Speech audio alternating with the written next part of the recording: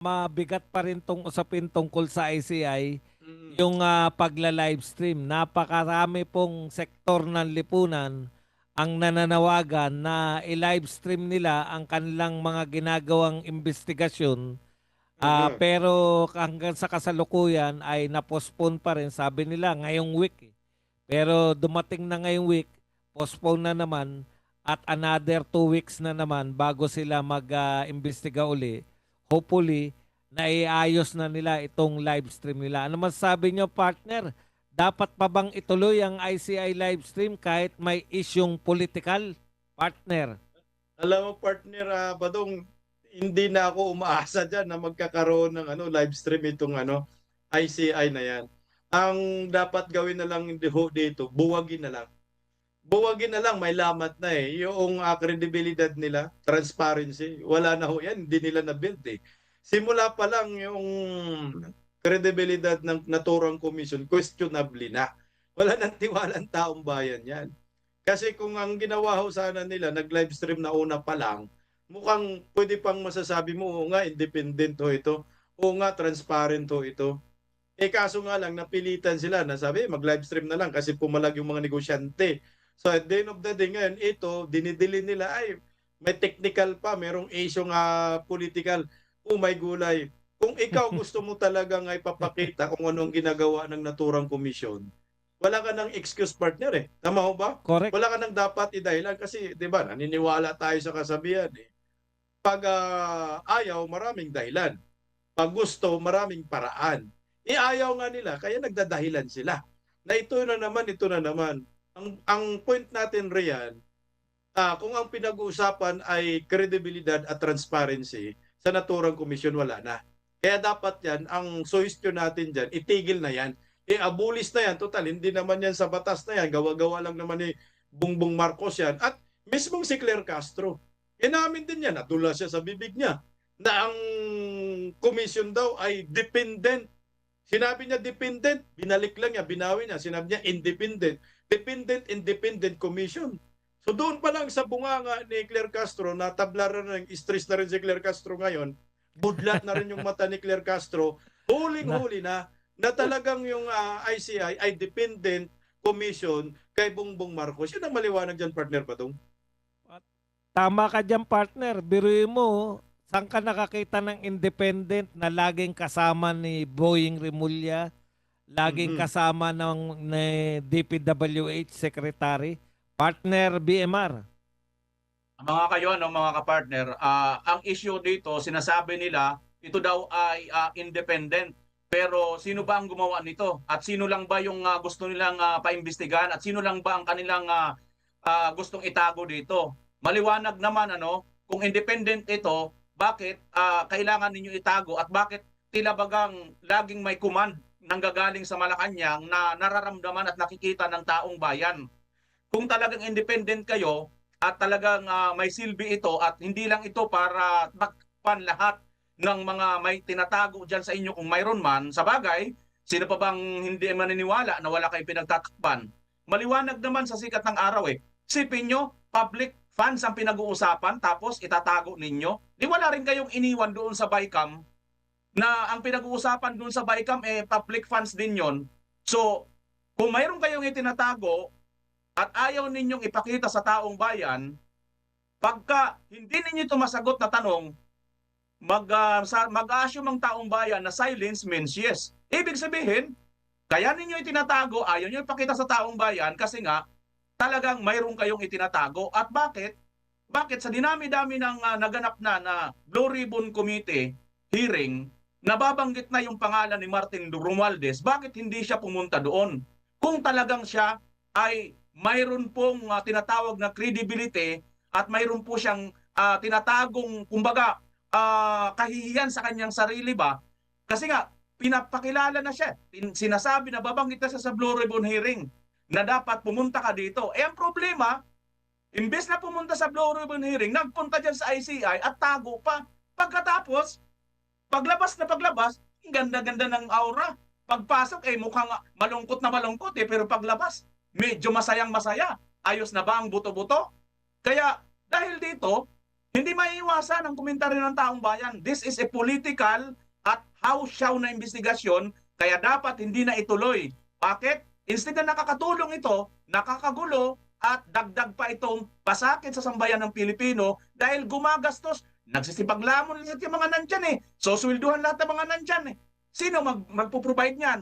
Kailangan naman ikaw naman, partner Buds. Sa bagay, mayaman ka naman, partner Buds, at partner Bisda. Pwede, di ba? Partner, Partner, mahirap partner. tanggihan niyang mayaman ha? Kasi pag sinabi namin na walang Tinanggihan mo. pera, Baka pucha, walang baka papasok. malawalan talaga ng pera. Mayaman tayo sa kaibigan. Yan. Partner Ay, Buds, marami. ang tawag dyan sa Ilocano, partner Buds, share ko sa iyo, magnayon pa'y kuma. Magnayong pay kuma. Ano ibig sabihin ng partner? Mangyari naman sana. Ayun, tama. At tayo tinatanggap natin yan. Yumaman sana tayong lahat. Lahat Oo, ng mga Amran, Pilipino. Alam mo, Maraming partner, salamat.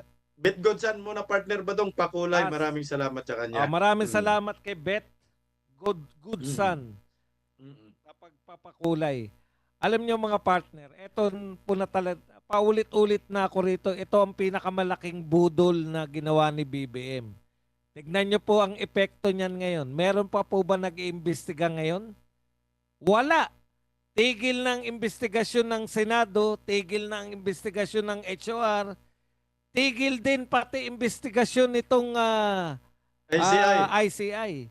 Ibig sabihin, partner, na pagtagumpayan ni Marcos, ang purpose lang naman niya, mapatigil.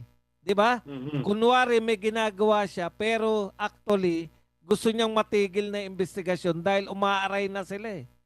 Sa totoo naman, eto kasing ginawa niya lang kasing magandang palabas. Palabas lang kasi yung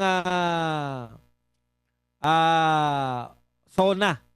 Partner, nagsimula kasi sa SONA yan eh. Palabas to na nabulunan siya. Alam nyo partner, marami na siyang SONA na ang tanging purpose lang, palakpakan siya ng mga ilang araw tapos balik na sa dati. Natatandaan nyo, nag-SONA yan ng dinify niya, bakit mataas ang presyo ng bilihin. Tanda ko yung SONA na yun kasi inuulit-ulit ko yun eh. Dahil sa mga hoarders dito sa mga Sibuyas. sa sibuyas yung issue pa Yung na yun naging- noon. 800 kilo, Orders. di ba? Yung nagmahalan ng mga presyo, palit-palit. Dahil Mhm. daw to sa mga hoarders, market manipulators, tsaka yung mga yung nagpapasok ng illegal na produkto, smugglers. Smugglers. Ipalakpakan partner, kaya ipapahuli niya partner. Yun yung Mhm. niya eh. Dati niya nang ginagawa yan, nakalimutan lang natin. No, nung ginawa niya yan, nung sinabi niya yan, palakpakan ng mga tao, tapos na. Hanggang SONA lang yun partner. Pero eto kasi, sinona niya, gusto niya lang ng palakpak partner. Kaya niya sinabi na mahiya naman kayo. Pero hindi tumigil yung mga tao partner, napasubo siya. Kaya pinuntahan niya, eto ang mga walang yang magnanakaw, may mga ghost project. Nagdurog ng semento partner. Napakalakas ni BBM, kumuha ng semento, dinurog sa kanyang mga kamay partner. Talagang palabas lang lahat. Tapos, sige, magtatayo tayo ng independent commission. Ang tagal tinayo yan partner. Hinulaan kung sino yung mga miyembro. Di ba partner? Tapos nananawagan na lahat. Isama si Magalong para sinama si Magalong. Tapos nag-resign si Magalong. Tumatagal partner pero wala naman talagang nangyayari. Wala naman talagang naiimbestigahan. Kaya kung wala po yung ICI, dapat nag-iimbestiga yung Senado at yung HOR. Pero dahil may ICI, parang duplication na sila. Kaya hindi na sila nag-iimbestiga ngayon, partner. Katulad to ng mga flood control, gumastos na tayo ayon po mismo kay DPWH Secretary, maraming flood control project ang nakatulong pa sa pagbaha, partner. Hindi nakatulong sa pagkawala ng baha. Sila pa yung naging dahilan kung bakit bumaha sa maraming lugar. Kaya partner, yung ICI, ang intention niya ay malutas, no, yung mga magnanakaw dito sa flood control, pero kabaliktaran partner. Sila pa yung Mhm. nakakapagpabagal ng pagbibigay ng hustisya. Kung walang ICI, natapos na sana ni Marcoleta at ng mga senador yung investigasyon na yan, nagrekomenda na sana sila ng sasampahan ng kaso at meron na sanang kaso. Pero dahil nagtayo ng ICI, tumagal tuloy yung paghahanap ng ebidensya, tumagal tuloy yung pagkakaso, ngayon ang pinoproblema na, humihiling tayo ng live stream. Pinoproblema nila, kaya wala po ngayon, ang kinakatwiran nila, wala pa kaming technical know-how para mag-live stream. Kaya wala munang investigasyon. Partner, alam mo yung ibig sabihin? Sila ngayon ang nagiging dahilan ng delay. Sila ngayon ang nagiging dahilan para hindi makasuhan itong mga magnanakaw. Hindi sila nakatulong para maresolba itong problema ng flood control projects, ng pagnanakaw sa flood control. Kung di, natulungan nila yung mga magnanakaw na unti-unting matanggal, maitakas, Nailipat. mailipat Yung na, maibenta yung kanilang Mm. mga ninakaw. Pagkatapos nila mag-imbestiga at paulit-ulit itong sinasabi ni Anticler, ha, matagal dahil due process, ginagalang yung due process. Matagal, huwag kayong mainip dahil ganyan talaga ang due process. Sana ginawa niya yung due process na yan kay Tatay Digong. Si Tatay Digong na ipadala nyo, walang kaso. Na ipadala nyo, hindi pa siya napapatunayan na nagkasala. Nakakulong na si Tatay Digong. Eto, sa utak ng mga Pilipino, alam na namin kung sino ang mastermind. Sa utak ng Pilipino, alam na namin kung sino magnanakaw, pero hindi pa rin sila nakakulong. Nakakapagtago pa sila ng yaman sa iba't ibang bansa, mga partner. May dagdag Tama pa yung kayo? sinabi mo, partner Badong. Ang hinihintay na lang ng taong bayan yung paper trail. Pero alam na po natin kung sino yung mastermind. Tukoy na natin yung tatlong dambuhalang mga buhaya, partner Badong. Kagaya, partner Badong, yung dudugtungan ko lang yung sinasabi mo, itong ICI yung dahilan ng pagbibigay ng pagkakataon sa mga magnanakaw, sa mga mastermind, sa kaban ng bayan dito sa flood control, hindi lang sa flood control, mga infrastructure under Marcos admin, na yung kanilang mga kayamanan ay maitakas na, no, mapunta na kung saan-saan or maibinta. Kagaya nito, partner, mabanggit natin si Saldico. Ito, partner, ibinalita po kagabi ng bilyonaryo news channel na yung mga chopper ni Saldico ay namataan doon sa Sabah, Malaysia. It's a coincidence lang ba ito, partner, na kung saan nandun si Bongbong Marcos sa Malaysia, nag-attend ng ASEAN Summit, ay nandun rin, nakita rin yung mga chopper ni Saldico sa Sabah, Malaysia. Ibininta na ba nila doon sa Malaysia? Ano bang nangyayari dyan? Ito yung sinasabi natin. Nang dahil dito sa ICI, itong mga kawatan, hayan, nagkaroon pa ng panahon na maitakas ang kanilang mga nakaw na yaman. Partner Badong. Partner BMR, may dagdag ka pa? Yun nga ang problema kasi nga kitang-kita talaga ang pag-ano nila rito, pag baby nila rito kay Saldico na talaga naman kung ito ay ginawa lang nila yung kanilang mga tungkulin at ginawa lang nila yung sinasabi nilang joke process. Una, pwede naman kaagad kansilahin yung passport niya eh. Pagkatapos, sunod na kaagad ng summon o kaya subpena na kaagad. Pagkatapos, warrant na kaagad. Pagkatapos, tapikin na kaagad yung international, tawag nito, Interpol. Kasi, di ba, may utang sa atin ng Interpol. Bakit ayaw nila singilin? Kasi yung Interpol noon, sinabi nila na kaya daw lang sila gumalaw dahil daw tinulungan lang daw nila ang Interpol. So, pagka hindi nila tulungan ng Interpol, pag tayo naman ng nangangailangan sa Interpol, hindi naman sila tutulong sa atin dahil nga gaganti rin sila. So ngayon, ginawa natin yon. O, kung talagang ang ginawa ninyo kay Tatay Digong, para lang sa pagsunod sa Interpol, bakit hindi nyo ngayon gawin yon? Para naman, ang Interpol naman, ang sumunod naman sa ating hiling. kung talagang ito ay hindi nyo talaga pinersonal si Tatay Digong at hindi nyo talaga pinoprotektahan itong si Saldico. Kasi ngayon, ayon nga sa sinasabi ni partner Bisdak, malamang sa malamang, kung hindi yan ginamit, paano naman nagkataon lang na nandun sa Malaysia ngayon yung mga sasakyan Jumper. o mga eroplano ni Saldico? No? Kung hindi ito ngayon ibinenta, at bakit naman doon ibebenta? Siyempre, nandun ang Pangulo. Kahit papaano, may usapin ngayon tungkol sa kanyang mga asset. Kung Pangulo ba naman ang nandyan, kahit papaano, siguro secured, di ba? Ito'y ano lang natin, ha? Ito'y analysis lang natin. Secured. Lahat ng mga ito, available naman lahat, nakikita naman lahat sa mga news ng iba't ibang mga mainstream media. Bakit itong ICI, bakit kailangan nila itago? Bakit hindi nila ipakita sa taong bayan? At bakit hindi nila ito mapursige?